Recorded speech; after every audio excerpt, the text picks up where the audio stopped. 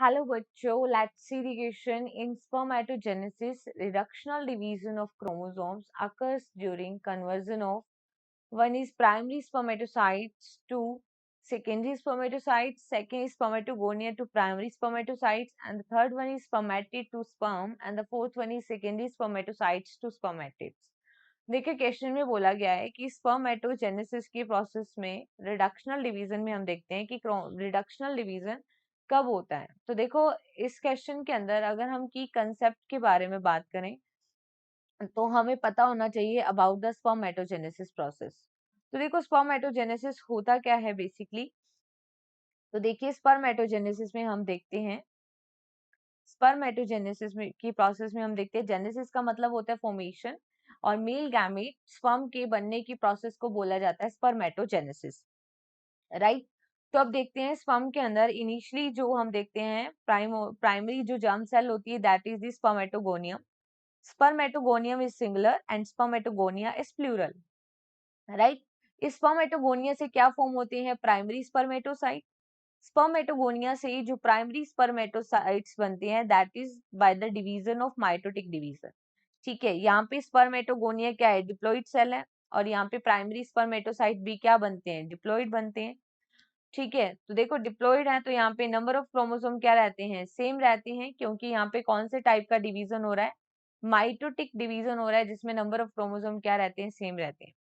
Primary spermatocyte से हम देखते हैं कि मियोसिस डिवीजन होता है और यहाँ पे अगर मियोटिक डिवीजन फर्स्ट हुआ मियोटिक डिवीजन फर्स्ट में हम देखते हैं प्राइमरी स्पर्मेटोसाइट से क्या बनते हैं सेकेंडरी स्पर्मेटोसाइट बनते हैं। ठीक है, प्राइमरी स्पर्मेटोसाइट से क्या बनेंगे सेकेंडरी स्पर्मेटोसाइट और सेकेंडरी स्पर्मेटोसाइट क्या है हैप्लॉइड। तो देखो डिप्लॉइड से जब हैप्लॉइड स्ट्रक्चर बन रही है तो यहाँ पे ये डिवीजन क्या है रिडक्शनल डिवीजन है। इस टाइप के डिवीजन को क्या कहते हैं रिडक्शनल डिवीजन कहते हैं क्योंकि यहाँ पे नंबर ऑफ क्रोमोसोम क्या हो गए हैं जस्ट हाफ हो जाते हैं। ठीक है, सेकेंडरी स्पर्मेटोसाइट से फर्दर क्या बनते हैं सेकेंडरी स्पर्मेटोसाइट से स्पर्मेटिड बनते हैं और स्पर्मेटिड बनते हैं ये भी हैप्लॉइड होते हैं क्योंकि यहाँ पे जो डिवीजन होता है that is meiotic division second and meiotic division second is just like the ठीक है mitotic division so the number of chromosome remains the same. Spermatid से क्या बनते हैं स्पर्म बनते हैं या जिन्हें हम कहते हैं स्पर्मेटोजुआ कहते हैं स्पर्म और स्पर्मेटोजुआ कहते हैं। ठीक है, these are the haploid structure और ये कैसे बनती हैं ट्रांसफॉर्मेशन से।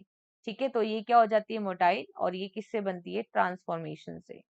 ठीक है, आप देखो क्वेश्चन में बोला है कि रिडक्शनल डिवीजन कब हो रहा है। तो देखो जब नंबर ऑफ क्रोमोसोम हाफ हो रहे हैं तो उस डिवीजन को कहते हैं रिडक्शनल।